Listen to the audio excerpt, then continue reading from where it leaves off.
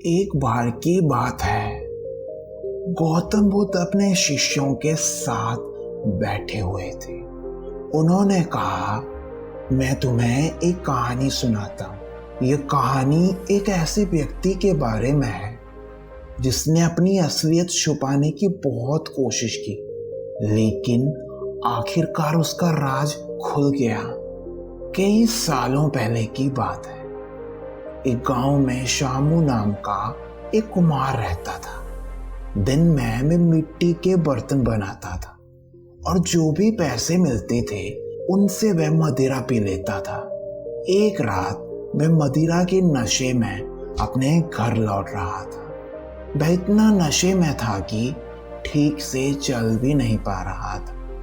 अचानक उसका पैर लड़खड़ाया और वह जमीन पर गिर पड़ा।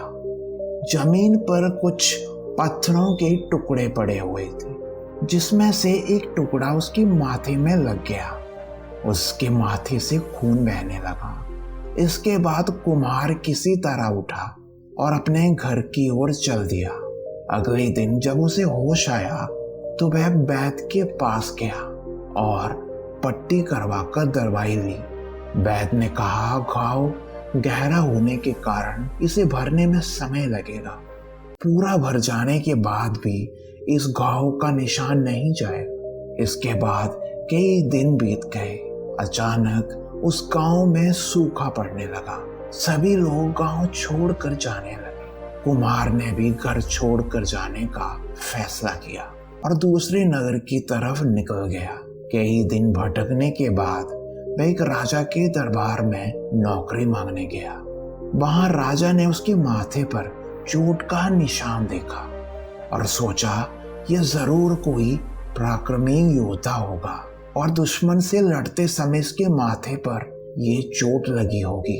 ये सोचकर राजा ने उसे अपने दरबार में एक खास जगह दे दी और उस पर विशेष ध्यान देने लगे। यह देखकर राजा के दरबार में मौजूद राजकुमार, सेनापति और अन्य मंत्री उससे जलने लगे।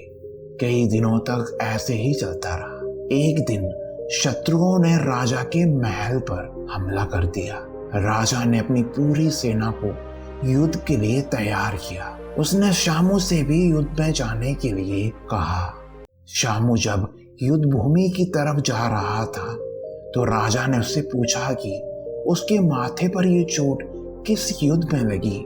इस पर शामू ने सोचा कि वह राजा का भरोसा जीत चुका है और अब अगर वह राजा को सच बता देगा तो कोई भी समस्या नहीं होगी। यह सोचकर उसने राजा से कहा, राजन, मैं कोई योद्धा नहीं हूँ, मैं तो एक साधारण सा कुम्हार हूँ। ये चोट मुझे किसी युद्ध में नहीं बल्कि मदिरा पीकर गिरने के कारण लगी थी।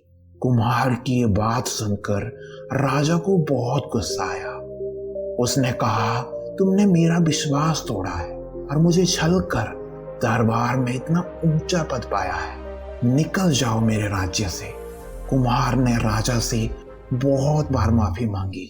उसने राजा से यह भी कहा, अगर उसे मौका मिले तो वह युद्ध में राजा के लिए प्राण भी दे सकता है। राजा ने कहा, तुम चाहे जितने भी वीर और पराक्रमी क्यों न बन जाओ, लेकिन तुम्हारी हालत शेरों के बीच रहने वाले उस गीदड़ की तरह है जो हाथी से लड़ने की जगह उससे दूर भागने की बात करता है।